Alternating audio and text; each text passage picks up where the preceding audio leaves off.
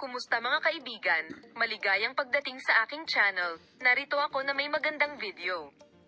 Bago lumipat sa aming video, huwag kalimutang mag-subscribe sa aking channel at i-like ang aking video. Nandito ako na may magandang video tungkol sa Ozgie at Serkan. Ang lahat ng mga detalye ay nasa aking video.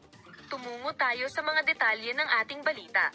Sina Ozgie Gürel at Serkan Kayaglu, isa sa mga sikat na mag-asawa sa mundo ng telebisyon sa Turkey na napakahusay sa isa't isa, ay nasa agenda kamakailan sa mga tsismis ng paghihiwalay. Gayunpaman, ang mga tagahanga ng mag-asawa ay nakatanggap ng isang sorpresang pahayag mula sa media. Ang dahilan kung bakit umalis si Serkan Kayaglu sa bahay ay trabaho. Sina Gürel at Kayaglu, na mas gustong panatilihing lihim ang kanilang relasyon sa mahabang panahon, tingnan kung paano sila tumugon sa mga tsismis ng paghihiwalay. Sinagot ni na Ozgie Gürel at Serkan Kayaglu ang mga tsismis tungkol sa paghihiwalay sa pamamagitan ng paggawa ng isang opisyal na pahayag. Dalawang matagumpay na aktor, sina Ozgie Gürel at Serkan Kayaglu, ang tumugon sa mga tsismis ng paghihiwalay sa social media at sinabing hindi sila tunay na hiwalay at napakasaya nilang magkasama.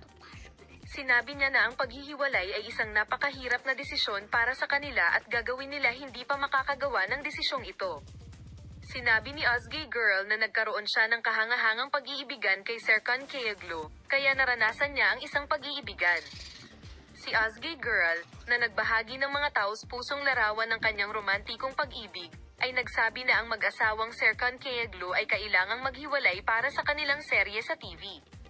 Ang mga romantikong larawan at magagandang pagbabahagi mula sa aming matagumpay na mag-asawa ay palaging nasa aming channel para sa iyo, aming mga pinahahalagahang taga-subaybay, at patuloy akong magpapakita sa iyo ng mga bagong pagbabahagi at bagong balita mula sa mag-asawa.